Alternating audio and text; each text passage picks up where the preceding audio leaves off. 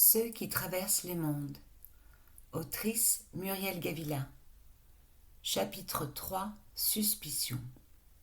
Cela faisait maintenant plusieurs jours que Protecteur et Élu cohabitaient à l'Arche Bleue. Les membres des deux ordres faisaient tout ce qu'ils pouvaient pour ne pas se croiser. Mais chaque camp, même à bonne distance l'un de l'autre, s'observait. Chaque soir, Dana se rendait discrètement à la lisière de la clairière qui bordait le portail pour attendre le retour d'Inès et de Raja.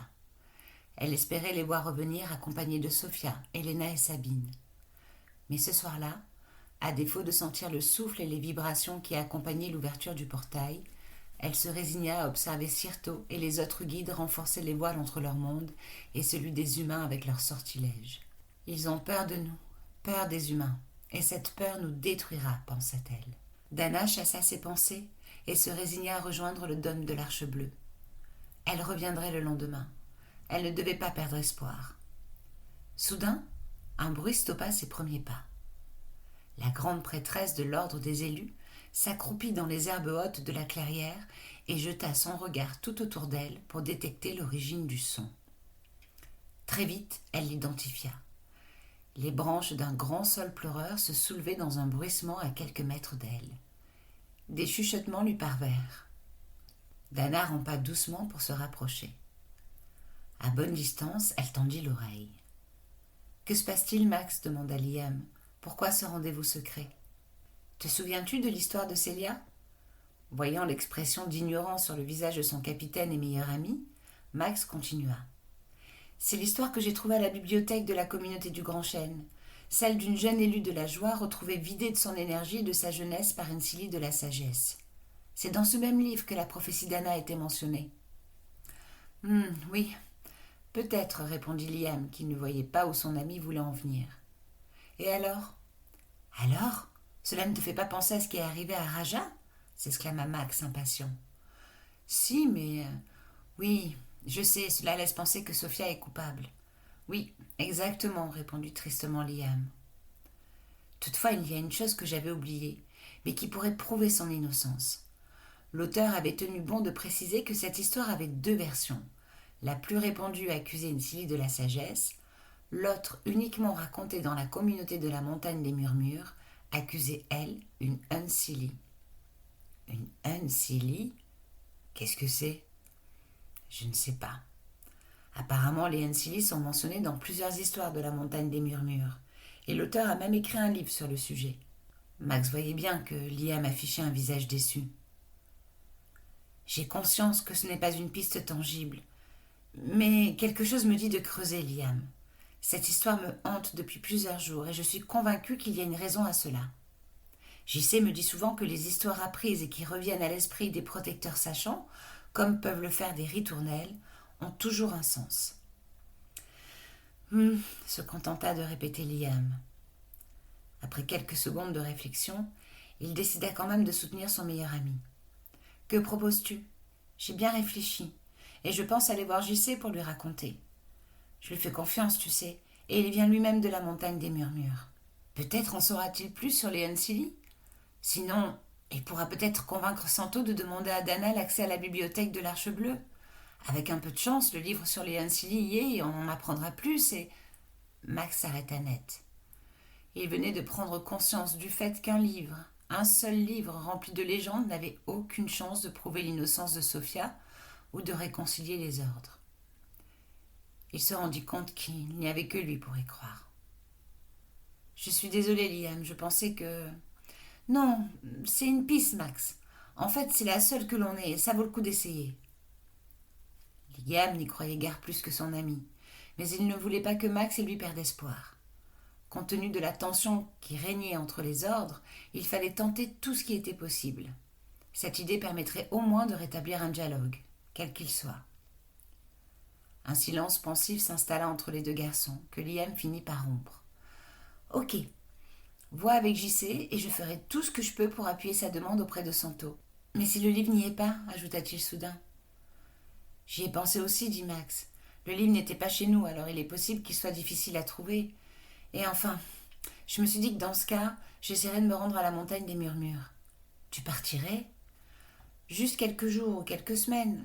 Je sais, c'est mince comme piste, mais je sens que je dois tout faire pour en apprendre davantage. Il y a autre chose dont je me suis souvenu. Tu te souviens comme ton épée a réagi lors de la fête de Brida quand la prophétesse a parlé? Un déclic venait de se faire dans la tête de Liam qui se remémora la cérémonie. Tu crois que la prophétesse peut être une Unseelie, c'est ça? Oui, c'est ce que je pense, et cela ferait sens. De retour au dôme, Dana ne trouva pas le sommeil. Elle fit les 100 pas dans sa chambre. Des Unseelie? Elle en avait bien entendu parler, mais jamais elle n'avait songé qu'elles pouvaient exister. Les Unseelie avaient toujours été une allégorie pour Dana, un avertissement donné aux jeunes Silly de la montagne des murmures pour les prévenir des dangers de l'ombre. Si tu ne suis pas la lumière, tu te transformeras en Unseelie. Mais si ce jeune garçon avait raison. Après tout, elle aussi avait des doutes sur la prophétesse et suspectait qu'elle ait usé de pouvoirs liés à la peur. Et c'était bien aussi la peur qui envahissait Dana cette fois-ci. Si l'apprenti protecteur sachant disait vrai, Sirto ne pouvait pas l'ignorer et était mal intentionné. Le grand guide avait sûrement un plan qui ne présageait rien de bon. Dana sortit de sa chambre pour se rendre à la bibliothèque où elle passa toute la nuit à chercher tout ce qu'elle put sur les Unseelie. À l'aube, épuisée et frustrée, elle rejoignit ses quartiers et s'endormit. « Dana, es-tu là ?» Plusieurs coups à sa porte la réveillèrent. C'était Maya qui l'avertissait que Santo et Sirto avaient demandé à la voir, accompagnée du protecteur sachant et de son apprenti. L'air du matin était glacial dans la salle du conseil de l'Arche bleue, tout comme l'atmosphère qui régnait entre ceux qui s'y étaient installés. Je connais notre bibliothèque par cœur. Il n'y a malheureusement aucun livre qui parle d'Unseelie. Je suis désolée. Dana avait patienté pendant toutes les explications un peu confuses de Santo et sa requête de laisser le jeune garçon accéder à leur bibliothèque. De longues minutes pendant lesquelles elle avait pu découvrir le visage de Max, ce jeune homme intelligent qui avait peut-être trouvé la clé de tous ces mystères. Max rougissait, intimidé, mais il soutenait le regard de la grande prêtresse avec conviction et respect. L'apprenti n'avait pas été le seul observé par Dana. Elle avait bien vu que Sirto était mal à l'aise pendant que Santo s'exprimait, et avait bien repéré aussi son soulagement quand elle leur avait annoncé qu'aucun livre ne mentionnait les Unseelie. « Je te remercie, Dana, nous te faisons confiance. Je n'étais pas convaincue personnellement de l'intérêt de cette requête, mais JC a insisté. »« Je comprends, dit Dana, et il a bien fait. » Max baissa la tête, triste. « Je pense même que cette piste vaut le coup d'être explorée. » Puis se tournant vers Max, elle demanda « Que proposes-tu, apprenti ?» Max fut désarçonné. Comment la grande prêtresse savait-elle que l'idée venait de lui? Néanmoins, il répondit très vite, trop heureux d'exposer son plan. Si Santo et JC m'y autorisent, je voudrais me rendre à la montagne des murmures pour trouver plus d'informations sur les Unseelie. Sirto sentit la colère et la peur s'entrechoquer dans son ventre. Ce gamin ne veut donc rien lâcher, pensa-t-il. Puis il eut une idée sombre qui à la fois le débarrasserait du jeune apprenti et mettrait aussi fin à toute investigation concernant ses alliés cachés, les Unseelie. Santo regarda JC mettre sa main sur l'épaule de Max en signe de soutien, tout en adressant un hochement de tête à son capitaine. Plusieurs légendes qui mentionnaient les Unseelie étaient assez familières à ces deux hommes originaires de la montagne des murmures. Il s'interrogeait désormais sur leur véracité. « Je t'accorde ce voyage, dit alors Santo. Si je peux me permettre, le jeune garçon n'a aucune notion sur les portails, la manière de les franchir ou leur localisation. Est-ce que je me trompe ? Intervint alors Sirto. Sirto pria intérieurement d'avoir raison. Non, c'est vrai, répondit JC. Nous ne lui avons pas encore enseigné cela. Peut-être serait-il plus sage alors de le faire accompagner. Je propose que mon compagnon de route Wilfrid se joigne à lui. Ce dernier pourra aussi nous joindre par projection astrale en cas de besoin, car il a été guide par le passé et il maîtrise encore ce pouvoir. Dana voulut intervenir pour ajouter un élu à ce voyage, n'ayant aucune confiance en Sirto. Mais elle hésita. La grande prêtresse avait déjà perdu plusieurs de ses protégés. Sirto n'oserait jamais porter atteinte au jeune protecteur directement, sans quoi il serait démasqué, pensa-t-elle. Elle y était. Elle sentait qu'elle était contaminée et prenait à son tour des décisions guidées par la peur. À moins que, pensa alors la prêtresse de l'Arche bleue, qui venait de trouver une solution à son dilemme. Max fit ses adieux à Liam et JC, pressé par Wilfrid, qui faisait comprendre avec des sons étranges son empressement à franchir le premier portail. L'ancien guide était bourru et trapu. Il grognait en lieu et place de mots ou de phrases, et ses mouvements étaient aussi anarchiques que dangereux compte tenu de sa forte musculature. Wilfrid sentait aussi fortement le fromage de chèvre, ce qui malmenait l'odorat et l'estomac du jeune protecteur à l'aube et après une nuit courte. Le voyage va être long, mais sans l'ancien guide et sa capacité à franchir les portails, il sera encore plus long, bien trop long, se résigna-t-il intérieurement. Max souleva légèrement sa tunique et toucha rapidement la drôle de chaîne et la bague que lui avait remise le capitaine Green. En cas de danger, cette bague avertira un maestro et nous pourrons te venir en aide, lui avait-il dit, après s'être invité dans sa tente la nuit précédente. Il avait désigné une bague accrochée à une chaîne pendue à son cou et lui avait tendu le tout. Quel danger avait demandé Max. Je ne sais pas, mon garçon, mais je fais confiance à Dana et Maestro. Ce sont eux qui m'ont demandé de te remettre ma bague. Ne la perds pas. Surtout, garde-la toujours sur toi. La pierre réagit à ta peur. Ne perds pas aussi le rosario, avait-il ajouté. C'est un cadeau de mon père. La chaîne vient du monde des hommes. Je te la confie aussi. Comme tu le sais, aucun protecteur à part JC n'est autorisé à porter de bijoux. Cache donc le rosario et la bague sous ta tunique et n'en parle à personne. Max ignorait qu'il n'était pas le seul à avoir reçu un cadeau de départ. Une potion était cachée dans le sac de Wilfrid, la même qu'il avait diminuée plusieurs années auparavant et l'avait changée à tout jamais. Wilfrid perdit patience et empoigna le jeune apprenti. Il le jeta à travers le portail avant de s'y engouffrer à son tour. Il y avait 5 portails à franchir avant d'atteindre la communauté de la montagne des Murmures et le volcan qui tenait lieu de capitale. Max n'en avait jamais franchi autant. Malgré les fortes odeurs qui émanaient de son compagnon de route et le manque d'amabilité de ce dernier, il était heureux d'avoir un ancien guide pour lui ouvrir et lui montrer le chemin.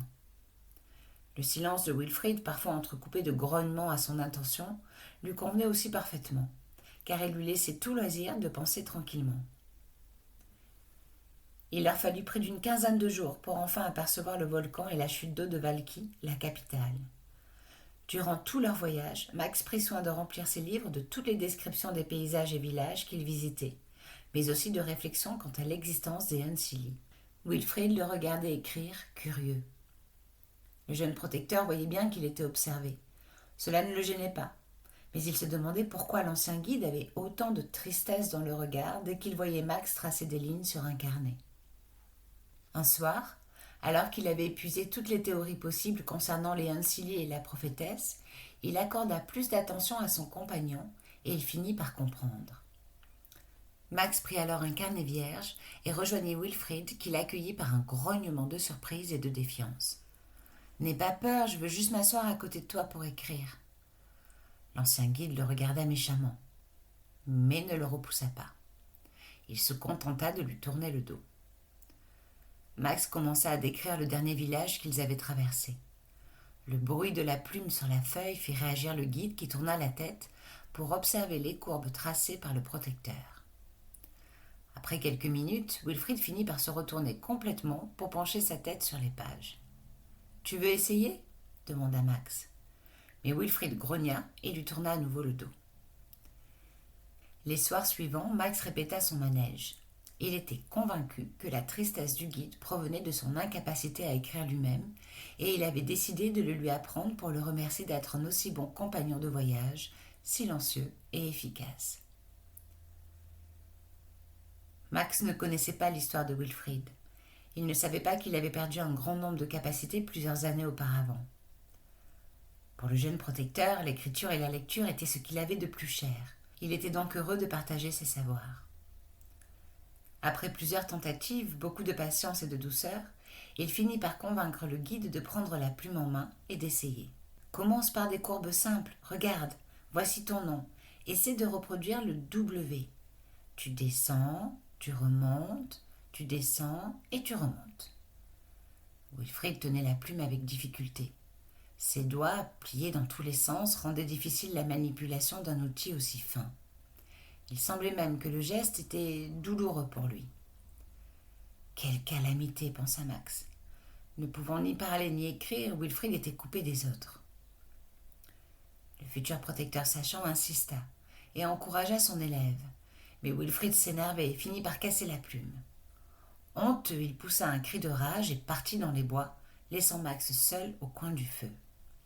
Le jeune garçon décida de laisser passer quelques jours avant de faire une nouvelle tentative. Il montra au guide sa réserve de plumes pour le rassurer, et il l'encouragea de nouveau.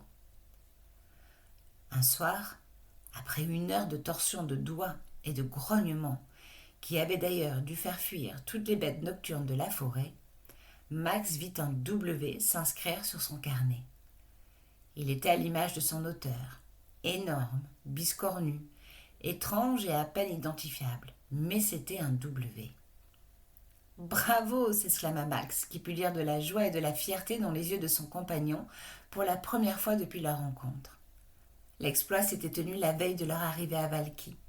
Max promit à son nouvel ami qu'avant leur retour à l'Arche Bleue, et avec un peu de travail tous les soirs, il pourrait écrire entièrement son nom. Il tendit alors le carnet et la plume à Wilfrid. « Tiens, c'est pour toi, je t'en fais cadeau. Comme cela, tu pourras t'exercer. » Wilfrid était choqué par le geste du jeune protecteur.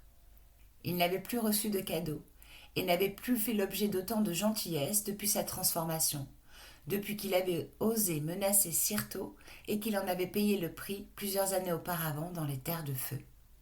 Cette nuit-là, la dernière avant d'atteindre leur destination, Wilfrid se remémora l'instant où sa vie avait basculé, ce moment où de guide plein de pouvoir et d'ambition, il était devenu un être incapable d'écrire, de parler, de s'exprimer, déchu de presque tous ses pouvoirs. À cette époque, Wilfrid, alors apprenti de Cyrto, revendiquait la place de guide de la communauté des Terres de Feu à la place de Binta. Les Scilly de la communauté étaient divisés sur le choix à faire, tout comme les guides. Cyrto avait toutefois exigé de son apprenti qu'il cesse sa course au pouvoir. À cette époque, Cyrto franchissait déjà les voiles en secret, et il avait eu le malheur d'en informer Wilfrid qu'il avait désormais fait chanter. Wilfrid lui avait en effet tenu tête et l'avait même menacé de révéler ses allers et retours interdits dans le monde des humains. Cyrto lui avait alors promis de le soutenir, mais il lui avait menti. Il l'avait manipulé et lui avait fait boire un poison alors qu'il avait dit à Wilfrid que c'était une potion pour renforcer ses pouvoirs. C'était ce poison qui l'avait transformé en ce qu'il était à présent. « Tu n'aurais jamais dû me faire chanter et me menacer », l'avait invectivé Cyrto. « Tu ne m'as pas laissé le choix. Si tu me sers loyalement, et si mes plans réussissent, je te donnerai un remède. Mais en attendant, et pour plusieurs années encore, tu resteras ainsi. » Cette potion maléfique, il s'en rappelait l'odeur. Une odeur de métal brûlé mélangée à du sang. Alors que Max dormait, Wilfrid attrapa son sac et prit la fiole remise par Cyrto, celle qu'il devait administrer à Max à leur retour de voyage. La fiole contenait un liquide de la même odeur. « Pas avant votre retour, » lui avait répété le grand guide. « Tu en as assez pour plusieurs Scilly.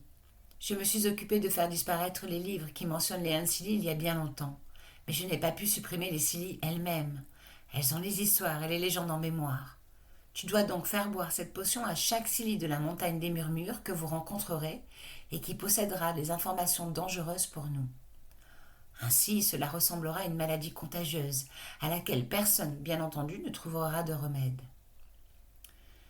Le nouveau grand guide l'avait mis en garde. « La potion est précieuse, ne la gâche pas. Je n'ai pas envie de me retaper un voyage chez les hommes pour en redemander à cette horrible Isabelle. » Wilfrid cracha par terre, pour se débarrasser des molécules odorantes qui avaient envahi son nez et sa gorge. Il referma la fiole, la rangea, puis regarda Max qui dormait. Le guide déchu était triste. Max s'étira aux premières lueurs de l'aube. Il était impatient d'avaler les derniers kilomètres et d'arriver à Valky. Il avait dû bousculer Wilfrid pour qu'il se mette enfin en marche, puis qu'il accélère tout le long du trajet. L'ancien guide ne semblait absolument pas pressé d'avancer, ce qui n'avait pas manqué d'étonner le protecteur, voire de l'agacer. Arrivé au village, Max crut bon de demander à Wilfrid de rester en retrait pendant qu'il interrogeait les habitants sur le chemin de la bibliothèque. Il passa ensuite plusieurs heures dans l'édifice à fouiller le moindre recoin et le moindre livre prometteur. Mais rien sur les Unseelie. Voyant sa mine découragée, le gardien de la bibliothèque lui proposa son aide. Max l'informa de l'objet de ses recherches et le vieil homme lui conseilla de se rendre auprès d'une Silly dite l'ancienne, qui s'appelait Viola. C'était elle la conteuse des environs et la plus connaisseuse des histoires et légendes. Le village pensait qu'elle était elle-même la descendante d'une Unsilly repentie. Le protecteur reprit espoir et courut rejoindre Wilfrid après avoir demandé son chemin. La maison de Viola était à une bonne heure de marche. Wilfrid rechigna à se remettre en route, mais Max ne lui laissa pas le choix. « Quelle mouche a piqué mon nouvel ami ?» se demandait-il. À la tombée du jour, ils frappèrent enfin à la porte et attendirent, mais personne ne leur répondit.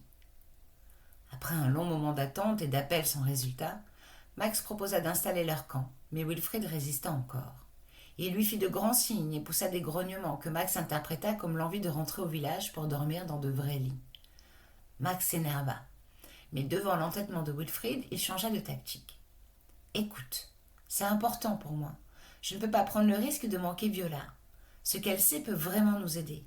Si tu veux, tu peux rentrer tout seul et je te rejoindrai dès que je l'aurai vue. Sinon, tu peux rester ici, monter le camp et t'entraîner à écrire. Ce soir, c'est moi qui vais chercher le dîner et le bois. Tu n'auras rien à faire. Tu choisis, mais moi, je ne bouge pas d'ici. » Bien sûr, je préférais avoir un ami avec qui passer la soirée et la nuit, mais c'est toi qui vois. C'était la première fois que Max s'adressait à lui en l'appelant son ami. Wilfrid en fut surpris et ému. Il grogna, mais posa bientôt son sac pour commencer à monter leur tente. Max courut le prendre dans ses bras, puis il partit chercher leur repas, laissant seul l'ancien guide encore chamboulé par ce contact chaleureux auquel il n'avait pas eu droit depuis des années. Alors qu'il pestait de ne pas avoir encore eu de réponse à toutes ses questions, Max s'enfonça dans la lisière de la toute petite forêt située à quelques mètres de la maison de Viola. Ils étaient arrivés par le même chemin, et il avait noté la présence d'un petit potager qu'il comptait visiter pour y trouver de quoi agrémenter les quelques réserves qu'il leur restait. Mais une lumière dans la direction opposée attira l'attention du jeune garçon. Il décida d'en chercher la provenance. Peut-être était-ce l'ancienne qui revenait chez elle. Il observa alors une jeune Silly recueillie sur ce qu'il pensait être une tombe. Il s'approcha doucement, ne voulant pas la déranger. Malgré ses précautions, il fut vite découvert par l'inconnu. « Qui est là ? Je m'appelle Max, je suis désolée de vous déranger. Je cherche Viola, l'ancienne, enfin je veux dire la conteuse. Pouvez-vous m'aider ?» La jeune Silly s'approcha de Max et tendit sa lanterne pour éclairer son visage. Max découvrit une belle et grande jeune fille d'à peu près son âge. « Je m'appelle Louane. Ravi de te connaître, Louane, répondit-il, touché par sa beauté et son sourire triste. Sais-tu où je peux trouver Viola ? C'est ma grande-tante, enfin, c'était ma grande-tante. Elle est morte la semaine dernière et repose ici désormais. Nous sommes sur sa tombe. » Le garçon fut désemparé. « La semaine dernière ? Si seulement nous avions pu arriver plus tôt. D'où viens-tu ? Pourquoi la cherchais-tu ? Demanda alors la jeune fille. J'arrive de la communauté du fleuve Serpent pour la rencontrer, car on m'a dit qu'elle connaissait les légendes des Unsilly. Tu as fait tout ce chemin pour les légendes de ma grande-tante ? S'étonna Louane. Eh oui, c'est très important. Louane observa Max attentivement, puis décida de lui faire confiance. Ce garçon lui plaisait. Alors tu peux discuter avec moi, dit-elle en adressant un sourire à Max. Je connais toutes les histoires de Viola. C'est vrai, c'est fantastique. Mais je ne peux rien te dire ce soir, je dois rentrer, ma mère m'attend. Retrouve-moi demain devant la maison de Viola et nous parlerons. Mais s'il te plaît, n'en touche-moi à personne. Ma mère a toujours refusé que j'écoute les histoires de ma grande-tante et m'a toujours interdit de la voir. Très bien, j'y serai, et je garderai le silence. Le lendemain, Louane accueillit Max et lui expliqua en ouvrant la maison. Viola était une femme étrange pour la communauté. Ses histoires d'Unsilly avaient fini par lasser, puis par inquiéter les habitants. Quelles histoires ? Viola nous disait que notre famille descendait du Unsilly repenti, que notre tâche était de raconter notre passé pour prévenir les autres et éviter qu'elles fassent les mêmes erreurs que notre ancêtre. Mais ces récits qu'elle tenait de sa mère, qu'il les tenait elle-même de sa grand-mère et ainsi de suite, ont donné une mauvaise réputation à notre lignée. Viola avait une sœur, ma grand-mère, qui a refusé cet héritage et a coupé les liens. Et toi ? Moi, je crois que j'aime trop les histoires. Surtout celles qui concernent ma famille et les Unsilly. Même si je ne suis pas certaine d'avoir le courage de reprendre le flambeau de ma grande-tante. Enfin, je n'en étais pas certaine jusqu'à notre rencontre d'hier soir. Ah bon répondit Max surpris. Wilfrid observait les deux jeunes gens nerveux. Il triturait la potion que lui avait donnée Cyrto et qu'il avait mise dans sa poche le matin même. Il jetait des coups d'œil à la théière que Louane préparait. Louane reprit. Je n'avais pas encore choisi ce que j'allais faire. Je voyais Viola en cachette et elle me racontait tout, car plus personne ne l'écoutait. Et moi je voulais savoir. Quand elle a rejoint la lumière, je suis devenue la seule à pouvoir poursuivre ce qu'elle considérait comme la mission de notre famille. Encore une fois, je n'étais pas certaine d'en avoir le courage. Celui de décevoir ma mère et de me voir considérée comme la nouvelle Viola, une Silly un peu folle qui raconte des légendes. J'avais décidé de ne pas porter ce fardeau, et plutôt de voyager. J'ai toujours rêvé de voyager comme toi, Max, et d'écouter toutes les autres histoires de toutes les autres communautés. C'était ça que j'étais venue dire à Viola sur sa tombe, hier soir.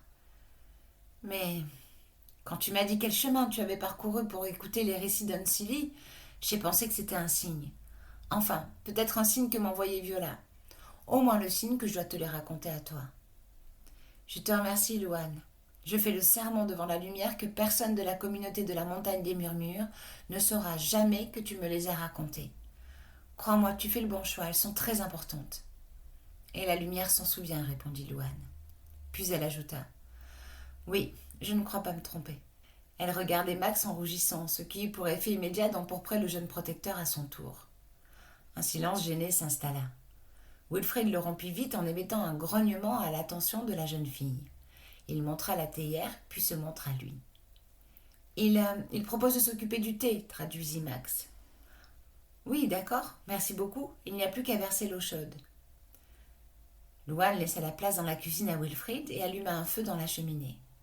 Puis elle s'installa dans une grande chaise à bascule et commença son récit. Selon Viola, notre ancêtre Unsilly aurait quitté notre monde pour vivre un temps dans celui des humains. Cela se serait passé il y a près de 2000 ans. C'était une période sombre de notre histoire, méconnue de tous. Durant ces années, les ordres étaient divisés. Une élue au grand pouvoir se serait enfuie après avoir tué des protecteurs. Elle s'appelait Mina. Et Emma, mon ancêtre Silly du courage, l'avait suivie avec quelques autres élus dans le monde des hommes. Mina, pensa Max. Sûrement le diminutif de Minerva. Il décida d'interroger Louane. Était-ce Mina ou Minerva? Et pourquoi les ordres se battaient-ils? Minerva? Je ne connaissais pas ce nom. Je ne connais que celui de Mina. Et je ne sais pas pour les ordres. L'histoire ne le dit pas. Après un court silence, elle reprit. Mais je sais ce qui s'est passé par la suite. Louane ajouta un bout de bois au feu et fit un clin d'œil à Max, trop heureuse d'avoir un si beau garçon pendu à ses lèvres. Emma était l'apprentie d'Ava, elle aussi Silly du courage et proche de Mina. Dans la bataille avec les protecteurs, Mina fut gravement blessée et ses jours furent comptés. Aucune Silly de l'amour ne faisait partie des bannis. Alors, elles ont osé ce qu'aucune élue n'avait tenté avant elles. Elles ont volé l'énergie des émotions des enfants qu'elles devaient aider pour se guérir et guérir Mina. Louane marqua une pause et fixa Max. Le problème était d'avoir assez d'énergie pour la transmettre à Mina, dont les blessures étaient mortelles, et les émotions des enfants n'étaient pas assez puissantes. Ce fut Ava qui trouva la solution. Défiant tout ce que la Silly du courage avait appris, elle encouragea ses sœurs à manipuler les émotions des jeunes humains vers l'ombre pour renforcer leur peur, leur tristesse, leur colère ou leur courage, et ensuite les déposséder de toute leur énergie. Non seulement cela eut pour effet de rendre les enfants suicidaires, déprimés, violents ou encore trop orgueilleux, mais cela les rendit aussi malades. Certains moururent. A contrario, leurs pouvoirs à elles se renforcèrent, ainsi que leur longévité. C'est comme cela qu'elles devinrent des Unsilly. Max fut abasourdi par ces révélations. Mina a-t-elle survécu? Que s'est-il passé ensuite pour ton ancêtre? J'y viens, dit Louane avec un sourire. Peu après que Mina fut remise de ses blessures grâce à l'énergie transmise par les autres élus, une grande dispute éclata entre Ava et elle, et Mina disparut. Elle resta cachée plusieurs années, laissant Ava, Emma et les autres se débrouiller dans le monde des humains et puiser de nouveau dans l'énergie des plus jeunes pour préserver leur jeunesse et leur pouvoir. Elle savait que peu de temps après, et comme le voulait la lumière, leur pouvoir disparaîtrait au profit des nouveaux enfants élus dans le monde des Scilly. Elles n'hésitèrent donc pas à utiliser l'ombre pour attiser les émotions sombres des jeunes humains, puis puiser dans leur énergie à leur profit. Un jour, mon ancêtre a fini par rencontrer un homme et en tomber amoureuse. Elle lui a bien entendu cacher qui elle était vraiment. Malheureusement, ou heureusement pour moi, elle est tombée enceinte d'un premier bébé, mi-humain, mi-Scilly. Ce n'était pas le premier enfant des deux mondes. Une autre élue était devenue maman avant elle, d'un petit garçon des deux mondes. Un soir où Emma gardait son bébé avec elle, Ava revint gravement blessée après un combat avec Mina. Ce qui s'est passé ensuite a décidé mon aïeul à s'enfuir et à rejoindre le monde des Scilly. Max était subjugué par les paroles de Louane. Wilfrid aussi. Il en avait totalement oublié la potion et la théière. Toutefois, Louane le ramena à sa mission en lui demandant une tasse de thé. Wilfrid prit un peu de la potion à contre-cœur et la mit dans une tasse pour la mélanger au thé. Il attendit toutefois que le récit touche à sa fin pour la lui apporter. Il aurait pu en faire une seconde pour Max, mais il n'y parvint pas. « Pas encore, se rassura-t-il, j'ai tout le trajet du retour pour cela. » Mais il savait qu'il n'aurait sûrement toujours pas le cœur à empoisonner Max. Louane reprit son histoire et sortit Wilfrid de ses pensées. À sa rémission, Ava tenta de retrouver Mina pour se venger. Étant un Scilly du courage, elle était orgueilleuse et persuadée qu'elle pouvait la vaincre. Mais à chaque fois, elle revenait blessée et rageuse.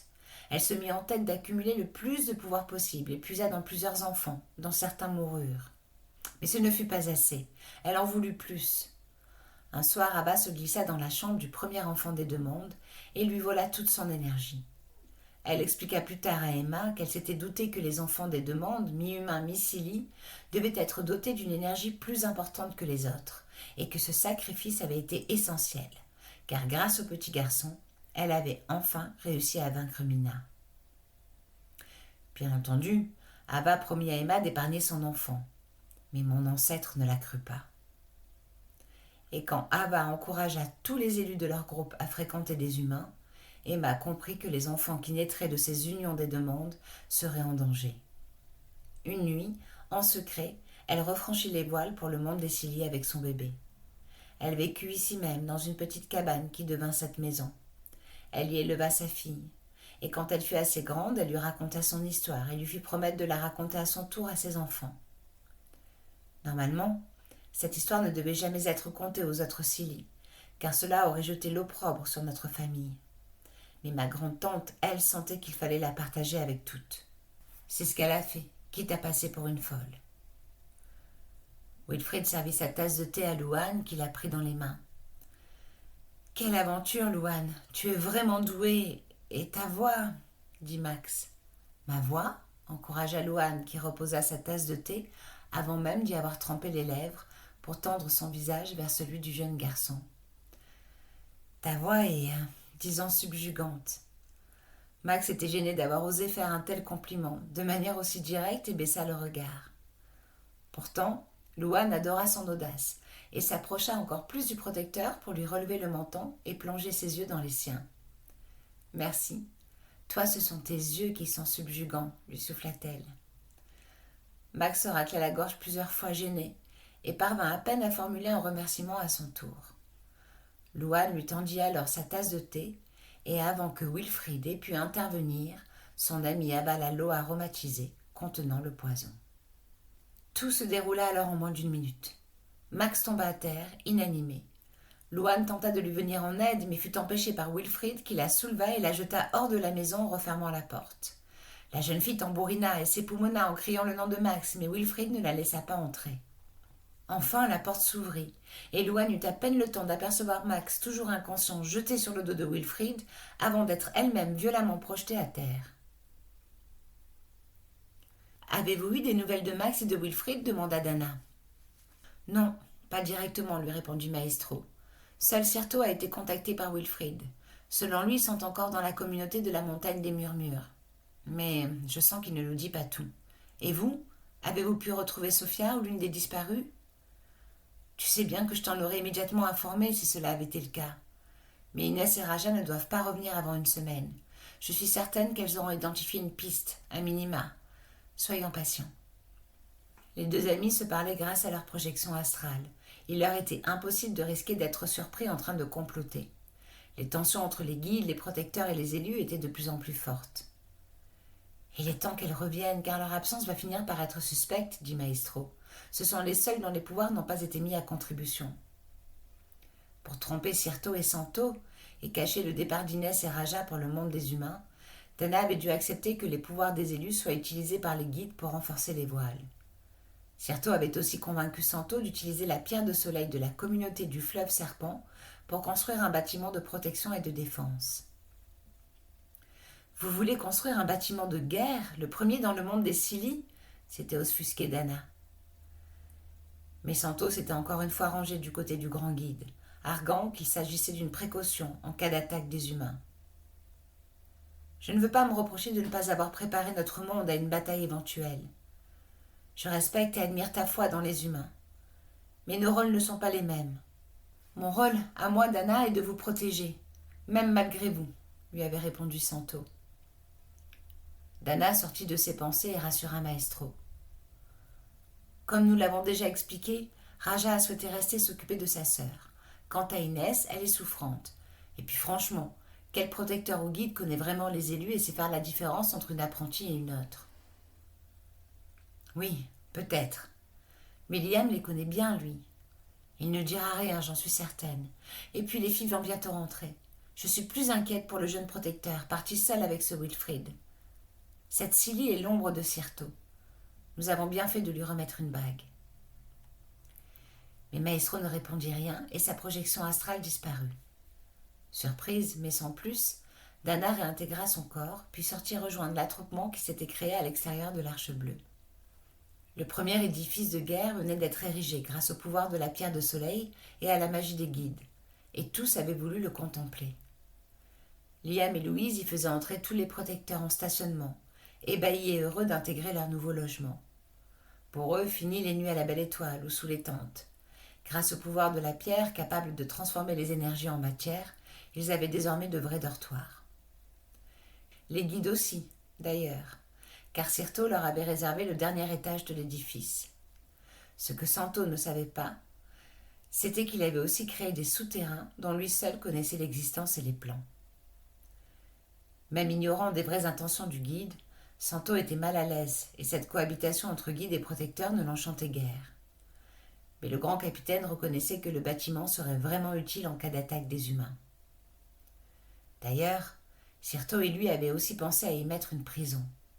« Espérant que nous n'ayons jamais à nous en servir, dit-il tout haut. Si tu souhaites vraiment cela, il faut cesser de créer cette réalité, lui répondit une femme derrière lui. Dana, je ne t'avais pas vue. Après un long silence et une hésitation, Santo ajouta. À vrai dire, je voulais te prévenir. Sirto a suggéré de créer ces mêmes édifices à chaque portail majeur, et je vais accepter. Des instructions seront données demain aux guides et protecteurs pour œuvrer de concert grâce aux pierres de soleil des communautés. Tu n'es pas sérieux, répliqua Dana. Depuis quand Sirto est-il le conseiller du grand capitaine? Devrais-je dire, depuis quand le grand capitaine obéit-il au grand guide? Cela n'a rien à voir, Dana. Même si cela te déplaît, pour l'instant les intentions des guides et des protecteurs sont alignées. Et ces intentions sont uniquement de nous protéger et de nous préparer. Si tu veux la paix, prépare la guerre. Tu parles comme un chef de guerre humain. Et comme les humains, tu te trompes. Préparer la guerre n'amène pas la paix, au contraire. Vous êtes en train de créer ce que vous redoutez. Réveille-toi avant qu'il ne soit trop tard, Santo, car c'est d'abord un conflit entre nos ordres qui risque d'éclater. C'est une menace. C'est vous qui nous menacez. Vous envahissez notre lieu le plus sacré. Vous nous interdisez de mener nos missions ancestrales dans le monde des hommes. Vous accusez l'élu parmi les élus, Scilly de la sagesse, d'être une traîtresse. Et maintenant, vous construisez un bâtiment de guerre face à l'Arche bleue. Ce n'est pas ainsi qu'il faut le prendre, Dana, dit Santo, décontenancé par cette série de vérités. Ah oui, Alors dis-moi, en tant que chef de guerre, comment le prendrais-tu » Mais Dana n'attendit pas que Santo lui réponde. Elle tourna les talons et reprit le chemin de l'Arche bleue. Quand Max se réveilla enfin après plusieurs jours de coma, il fut envahi par un sentiment de peur et d'angoisse intense. Malgré tous ses efforts, il ne parvint pas à prononcer un traître mot. Ses doigts et ses mains se tordaient seuls dans des spasmes étranges qu'il ne réussissait pas à maîtriser. Immédiatement, la bague portée à son cou réagit et la projection astrale de Maestro ne tarda pas à se manifester. « Qu'y a-t-il ? Tu vas bien » demanda immédiatement la projection du guide au jeune protecteur. Mais Max ne parvint pas à répondre. Ses yeux étaient pourtant très explicites. Il était affolé, vraiment affolé. Sa désorientation, sa forte douleur à la tête, ses souvenirs confus et par-dessus tout le fait de ne plus avoir la maîtrise de son corps et de la parole lui étaient insoutenables. Ne trouvant pas de réponse claire, Maestro décida de regarder autour du jeune garçon et finit par apercevoir Wilfrid qui rentrait au camp avec du petit bois. « Que lui as-tu fait » cria immédiatement Maestro à l'intention de Wilfrid. Le guide déchu lâcha immédiatement le bois et courut vers le camp. Le grand guide se projeta devant Max pour le protéger, mais Wilfrid s'arrêta bien avant de les atteindre. Il prit une feuille de papier et la tint devant lui afin que Maestro puisse la lire. Sur cette feuille, il déchiffra avec peine les lettres formées par Wilfrid tachées de sang. Fot Luan Unsili. Après avoir prononcé ces mots à haute voix, le guide se tourna vers Max. Le jeune protecteur traversa la projection de Maestro placée devant lui pour déchiffrer les mots de Wilfrid à son tour. Il se rappela alors le thé préparé, étendu par Louane, sa demande de garder leur entrevue secrète, ses minaudages à son intention, sa caresse sur son menton juste avant son évanouissement et son aveu de faire partie d'une famille d'Unsili. Qui d'autre aurait pu me jeter un tel sort ? Wilfrid ? Et pour quel motif ? Cela n'avait pas de sens. Non, la seule chose qui avait un sens, c'étaient les 3 mots simples que Wilfrid avait écrits. Fot Luan Unsili. Alors Max se retourna vers Maestro et hocha la tête. Sa peur avait laissé place à une immense tristesse. « Très bien, » dit ce dernier. « Je comprends que vous avez été attaqué par une Unsili du nom de Louane. Je vais prévenir les autres. Rentrez immédiatement afin qu'on tente de te guérir au plus vite, Max. » Mais Maestro avait de sérieux doutes sur l'origine du mal du jeune protecteur. Wilfrid pensa qu'il devait immédiatement prévenir Sirto. Certes, le guide n'allait pas être content d'apprendre que l'existence des Unsili avait été révélée, mais au moins personne ne les accuserait d'avoir empoisonné Max et les vrais Unsili ne seraient pas inquiétés. La seule Sili mise en cause était Louane, qui devenait maintenant et pour tous l'ennemi numéro 1. « J'espère que tu t'es bien caché, Louane, pensa Wilfrid, car si tu réapparais, nous serons obligés de t'éliminer. » La jeune fille était en effet bien cachée, mais seulement à quelques mètres de Max et Wilfrid. Courageuse, elle avait décidé de suivre les 2 hommes pour tenter de sauver Max à tout prix. Bien entendu, elle n'avait rien manqué de la scène qui venait de se dérouler devant elle. Elle avait d'abord voulu se manifester quand elle avait vu Maestro, mais quand Max avait confirmé les accusations de Wilfrid, elle avait changé d'avis. Apparaître à ce moment-là n'aurait sûrement pas été à son avantage. Personne ne l'aurait cru, et Wilfrid était vraiment très fort et dangereux. Non, elle allait devoir rester cachée, suivre les 2 hommes et attendre le moment propice pour approcher Max et le convaincre de son innocence. Louane triturait un petit médaillon vieux de plusieurs centaines d'années. « J'espère que tu fonctionnes toujours, » dit-elle à l'objet. Fin du chapitre 3. Peter, passage 2. Quel bonheur de voir Peter propre et apaisé, pensa Sophia. Solène l'avait accueilli chez elle avec l'accord de son père, avec qui elle vivait seule depuis le décès de sa maman. Le père de la jeune fille avait compris la détresse du garçon et était heureux de l'héberger. Toutefois, il avait posé une condition. Peter devait aller voir ses parents dans la semaine pour les rassurer. Ensuite, et si ses parents étaient d'accord, il pourrait rester autant de temps qu'il le souhaiterait. Le jeune homme n'avait pas pu s'empêcher de faire la comparaison entre leurs 2 pères. L'un ne le connaissait pas. Pourtant, il l'acceptait tel qu'il était. L'autre qu'il avait élevé et vu grandir l'avait rejeté. Peter pensait toutefois qu'il devait être plus facile d'accepter l'homosexualité d'un inconnu que celle de son propre fils. Sophia observait les changements s'opérer chez son protégé. Elle en était comblée. 24 heures à peine et le voilà qui souriait à nouveau. Solène insista auprès de Peter pour qu'il l'accompagne à la réunion de sa section. Le jeune garçon hésita.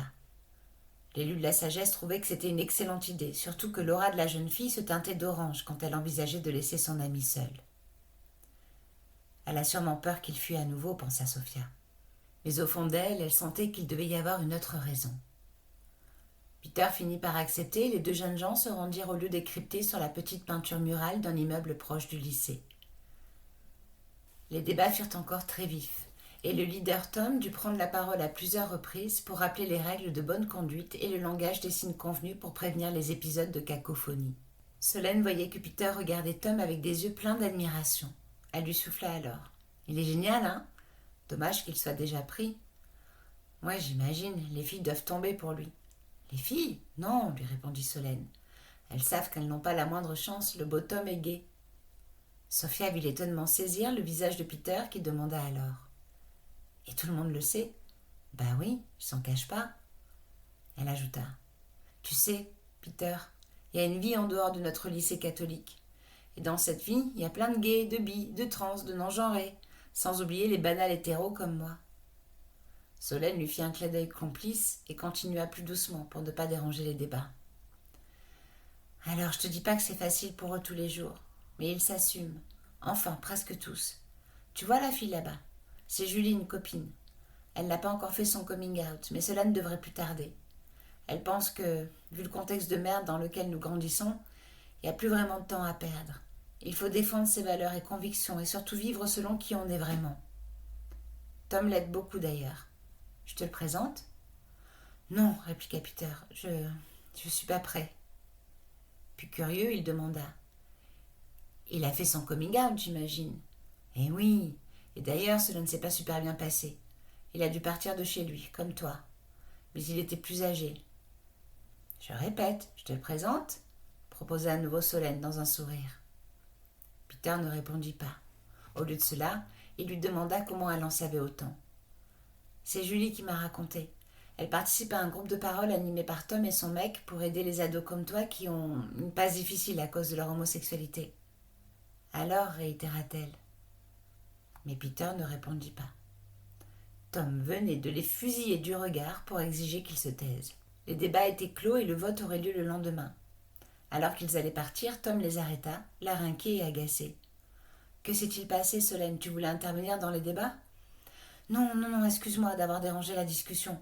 Ma décision est déjà prise et je suis désolée d'avoir fait un aparté avec Peter. Tiens, Peter, je te présente Tom. Peter ? C'est l'ami dont tu m'as parlé ? Oui, c'est lui. D'accord, tout s'explique. Peter était très gêné. Il venait de comprendre que Tom était déjà au courant de sa situation délicate. Je suis heureux de faire ta connaissance, reprit le leader. J'imagine que Solène t'a dit que j'animais un groupe de parole. Sache que tu es le bienvenu. D'ailleurs, on est plusieurs membres à aller prendre un verre au bar d'en face. On a un coming out à fêter. Vous voulez vous joindre à nous ? D'accord, dit immédiatement Solène, qui ne laissa pas vraiment le choix à son amie. Elle fait tout le travail, se délecta Sophia. Les vrais amis sont si précieux. Julie avait en effet fait son coming out la veille au soir, et cela s'était très bien passé. En offrant un soda à Peter, Tom lui expliqua. On célèbre le cadeau qu'elle s'est fait à elle-même et au monde, sa nouvelle naissance. Elle s'est donné la vie et le respect. Une vie qui sera peut-être pas facile tous les jours, mais quelle vie l'est, hein Peter ? Gay ou hétéro, on a tous des ennuis, on subit tous des attaques. En tout cas, elle a compris qu'elle serait plus heureuse en s'assumant et en s'aimant plutôt qu'en se cachant aux yeux du monde. Elle a de la chance que ce soit bien passé, répliqua le jeune homme. Oui, elle en a. Mais elle était prête aussi à faire face. Grommela Peter. Tant mieux. Tu veux un coming out infernal ? Je t'offre mon histoire. Et tu me diras si la tienne est pire que la mienne, ok ? Si c'est le cas, je te paie encore un verre. Avec alcool cette fois, et celui de ton choix. Si je gagne, tu me promets de venir à notre réunion ensuite. À la grande surprise de Solène, Peter fut d'accord. La jeune fille laissa seule les deux hommes assis à une table du bar.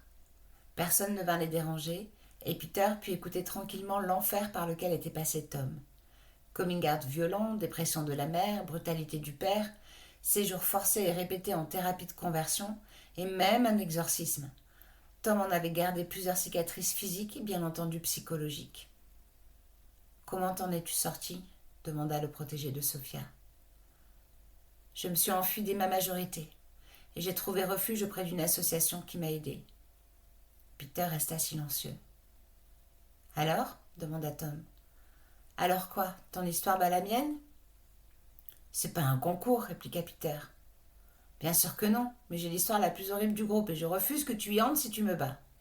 Tom éclata de rire, ce qui dérida Peter, puis Tom ajouta. Je sais à peu près ce que t'as vécu, Solène m'a raconté. Et tu l'as vécu. Rien de ce que je dirai ou de ce que le groupe t'apportera ne pourra changer ou effacer cela. Tu as été rejeté par un de tes parents. Un parent qui est censé t'aimer de manière inconditionnelle et t'accepter pour qui tu es. Tes fondations sont ébranlées à jamais, parce qu'il a repris un amour sur lequel tu avais construit toute ta vie, ta confiance et ton estime de toi jusqu'à aujourd'hui. Peter retint ses larmes. Tom fit une pause, lui sourit avec tendresse et reprit. Mais ta vie n'est pas finie. Ce qui va advenir désormais dépend de toi et de l'amour que tu te portes à toi-même ou que tu apprendras à te porter. Tu peux choisir de te renier comme l'a fait ton père et de te refuser une chance d'être vraiment heureux. Ou tu peux décider de te donner la liberté d'être qui tu es et de ressentir enfin ce grand souffle qui gonfle la poitrine, fait exploser les chaînes oppressantes et libère ton énergie de vie, en t'autorisant à exprimer ton désir et tes préférences. Tu vas vivre des moments difficiles, mais crois-moi, ce sera plus facile par la suite. En tout cas, plus facile que de te cacher à jamais au monde et à toi-même. Pense-y, l'épreuve en vaut le coup, crois-moi. Peter resta silencieux. Sophia le vit toutefois suivre le groupe pour participer à leur réunion. La jeune élue se réjouissait de tous ces progrès faits grâce à des humains merveilleux. S'ils étaient tous comme Tom et Solène, les hommes n'auraient pas besoin des élus, pensa-t-elle songeuse. Mais sur le chemin du retour, l'aura de Peter s'assombrit soudain, et le jeune homme se mit à pleurer. Se fondant en lui pour renforcer sa connexion, Sophia découvrait les raisons de ce chagrin. Peter n'arrivait pas à se résoudre à faire le deuil de son ancienne vie. Il était effrayé par ce qui allait advenir de lui. Il n'avait que 16 ans. Sa famille lui manquait, mais il avait si peur d'être à nouveau rejeté par son père qu'il n'osait pas retourner chez lui, même pour voir sa mère. Le fait qu'il puisse être aidé par une association ne comptait pas à ses yeux, car tous ces gens n'étaient pas sa famille. Il ne le connaissait pas. Il ne pouvait pas l'aimer, pensait-il. Pas comme ses parents l'aimaient ou l'avaient aimé. C'était pour cela qu'il s'était enfui et qu'il ne rentrait pas chez lui. Il avait trop peur de devoir choisir entre l'amour de ses parents et son ancienne vie dont il avait encore tant besoin, et le respect et l'amour de lui-même, sans lesquels il savait qu'il ne serait jamais vraiment totalement heureux. Il n'était pas prêt à faire ce choix. Il avait trop peur. Fin du passage 2 de Peter.